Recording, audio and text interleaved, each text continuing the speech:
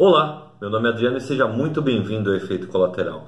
No vídeo de hoje falaremos sobre o Evangelho segundo Jesus Cristo, um livro do Saramago. E neste livro ele reconta à sua maneira a vida de Jesus Cristo. E com todo respeito, eu achei que ficou melhor que o original.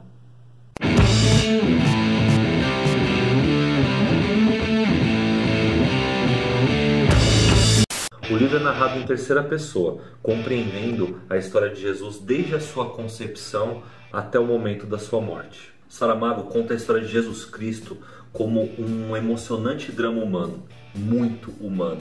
Desde a sua concepção, passando pelo seu nascimento, onde correu sério risco de morte pelos soldados de Herodes, passando por sua infância e educação religiosa, passando pelos anos ocultos que não são mencionados na Bíblia, e nesse ponto Saramago teve total liberdade de criação, culminando com suas peregrinações e crucificação.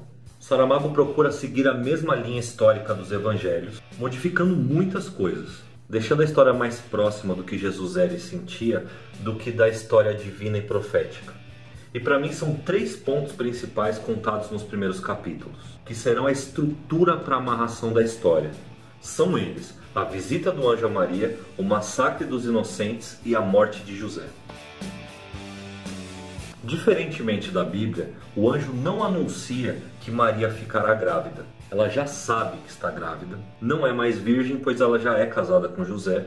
Além do anjo ser bem estranho e trazer algumas complicações para Maria, ele não faz nenhuma referência à possível origem divina de Jesus. E esse anjo é uma personagem que merece muita atenção.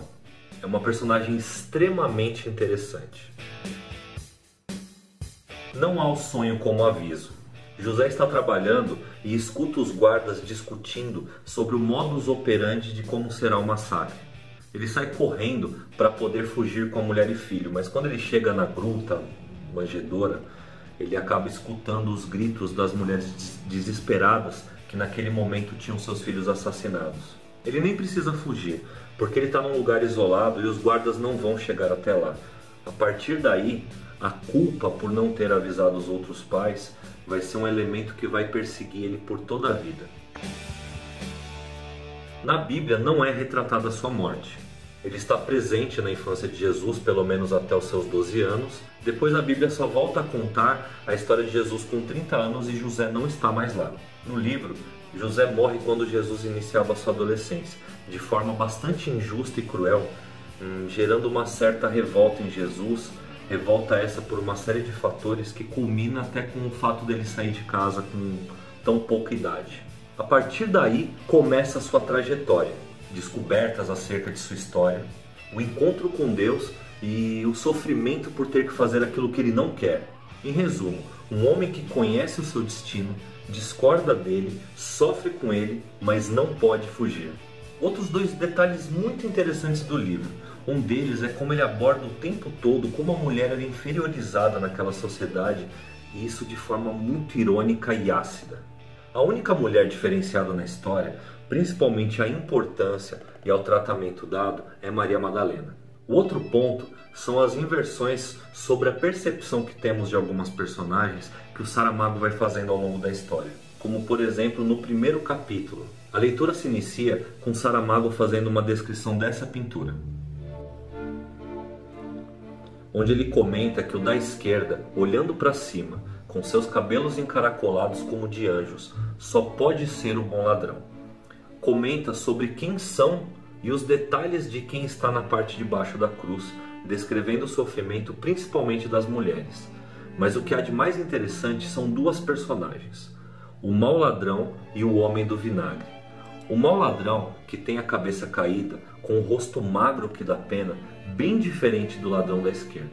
Sobre este mau ladrão, Saramago diz: retíssimo homem afinal, a quem sobrou a consciência para não fingir acreditar, acoberto de leis divinas e humanas, que um minuto de arrependimento basta para resgatar uma vida inteira de maldade ou uma simples hora de fraqueza. E sobre o vinagreiro, Saramago escreve: lá atrás, no mesmo campo onde os cavaleiros executam o último volteio, um homem afasta-se, virando ainda a cabeça para este lado. Leva na mão esquerda um balde e uma cana na mão direita. Na extremidade da cana deve haver uma esponja. É difícil ver daqui. E o balde, quase apostaríamos, contém água com vinagre. Esse homem, um dia, e depois para sempre, será vítima de uma calúnia, a de por malícia ou escárnio ter dado vinagre a Jesus ao pedir ele água, quando o certo foi ter-lhe dado da mistura que traz, vinagre e água. Refresco dos mais soberanos para matar a sede, como ao tempo se sabia e praticava. Vai-se embora, não fica até o fim. Fez o que podia para aliviar as securas mortais dos 3 condenados, e não fez diferença entre Jesus e os ladrões, pela simples razão de que isso são coisas da terra, que vão ficar na terra, e dela se faz a única história possível.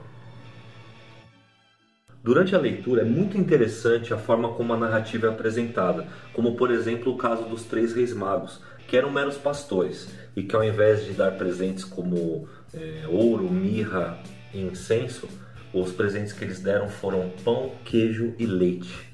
Também durante toda a história é muito interessante a forma como os dogmas são questionados, os planos de Deus que são revelados a Jesus, o que Deus quer que Jesus faça e a razão pela qual Deus quer que isso seja feito. Dá pra dizer que Jesus nesse livro é um refém de Deus. E o final, caramba, velho, que final sensacional.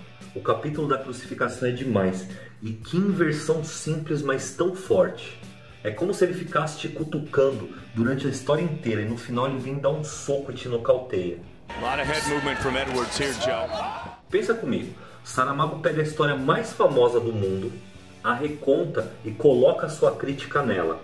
Mas não do tipo, Deus não existe, Jesus mentiu. Não, ele na essência ele conta a mesma história. E de uma forma muito particular, ele coloca a sua crítica como se lá ela sempre estivesse. Leia, só te digo isso, o livro é espetacular. Bom, por hoje é só. Obrigado e um abraço. Certa vez houve um homem comum, como um homem qualquer, jogou pelada descalço, cresceu e formou sem ter fé, mas nele havia algo estranho.